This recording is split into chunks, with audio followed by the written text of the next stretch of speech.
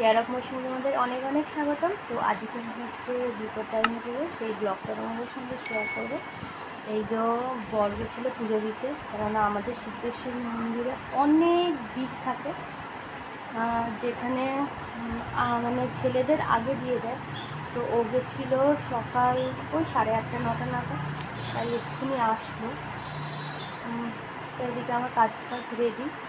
তো অন্য সময় 12টার সময় পুজো দিয়ে ব্রত কথা শুনে ব্রত ভাঙা হয়, কিন্তু এবছর সবারই শরীর খারাপ, যে তোমরা ব্লকের মধ্যে সব কিছু দেখতেই পারবে। তো অবশ্যই যারা নতুন বন্ধুরা আছো তারা অবশ্যই আমার চ্যানেলটা সাবস্ক্রাইব করে দিও, আর যারা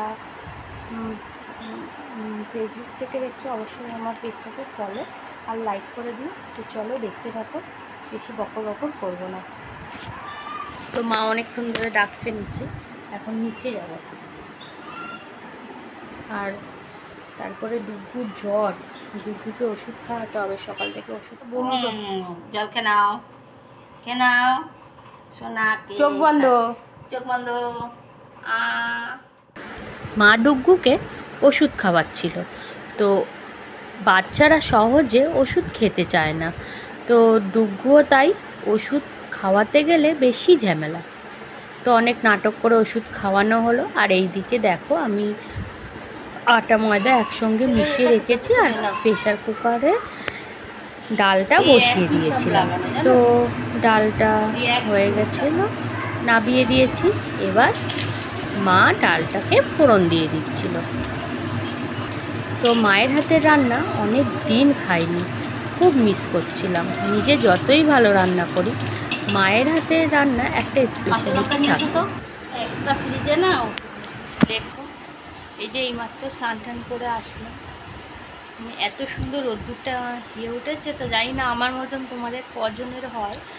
তো এই শরীর খারাপের সময় ঠান্ডা লাগলে যদি রোদ্দুরটা গায়ে লাগে না, খুব ভালো লাগার, খুব সুন্দর হাওয়া আসছে তোমাদের দেখাচ্ছে।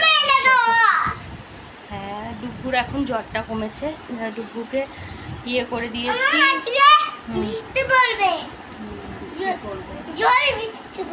জোরে বৃষ্টি পড়বে। দেখো আচ্ছা, একটুখানি নিচে নামো।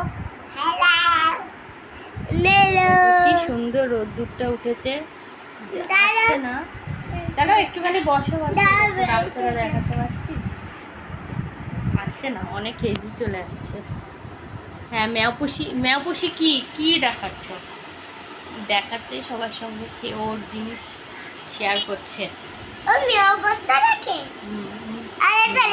নিচে আবার চলে হ্যাঁ, আমি যতক্ষণ কন্টিনিউ কথা বলবো ও কথা বলবে। ঠিক আছে। লুচি ভাজার জন্যে কড়াইয়ের মধ্যে তেলটা গরম বসালাম, আর মা ছোলার ডাল আর সবজি দিয়ে পাঁচমেশালি তরকারি করেছিল।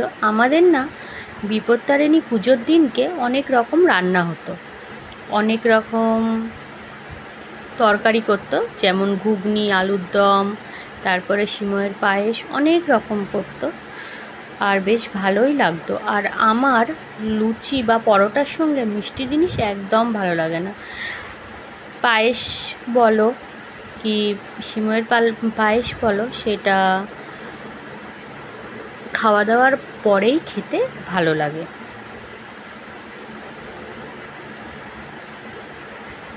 তো এইদিকে আমরা লুচি ভাজছি, আর তার মধ্যে সবার পেয়ে গেছিলো খিদে। তো একটা দুটো করে সবাইকে আবার দিয়েও দিচ্ছিলাম।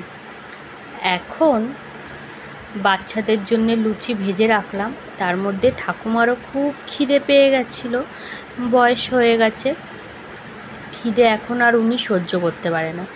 তো সেই খাবারটাই দিয়ে দিচ্ছিলাম 13টা লুচি।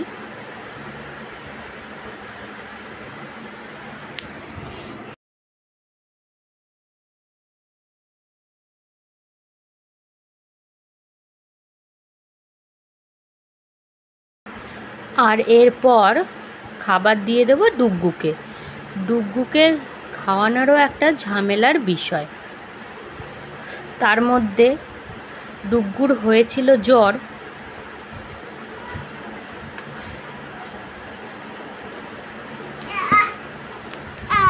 বসো এখানে,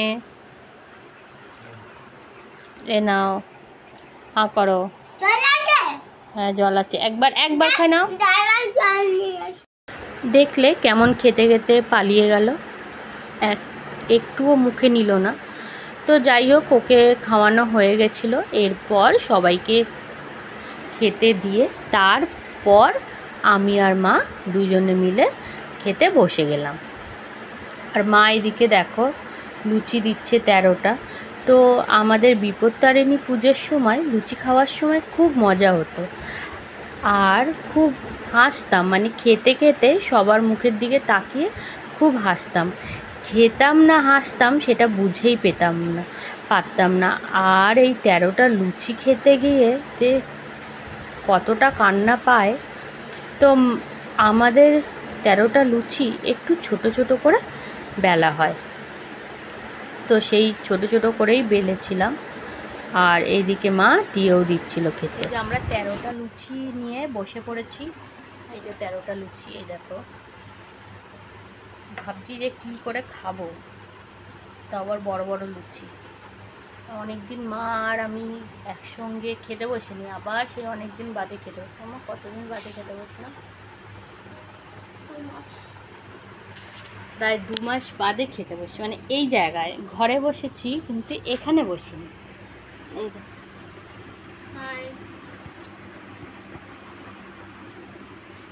চলো দেখি খেতে পারি নাকি। রেশারেশি আমি করতে পারি না, আর হবে না, আমারও দম নেই। কে আগে খায় আমি চলো। চিন্তা করছি, ভাবছি কি করে শুরু করবো। ছোটগুলো আগে, ছোটগুলো যার মন ভালো না থাকবে বাবা তার কোনোদিনই শরীর ভালো না। যার মন ভালো না থাকবে তার শরীর কোনোদিন কাটাবে না, যতই খাওয়া।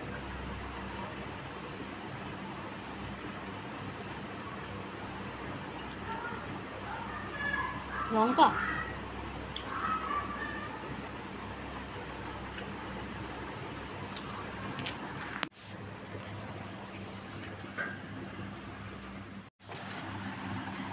খাওয়া হলো।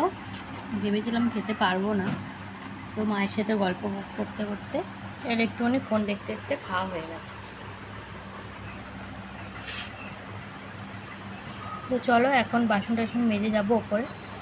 তো আজকের মতন ব্লগটা একটুখানি অবশ্যই কমেন্টে জানিও যে আমাদের এই ব্লগটা কেমন লেগেছে।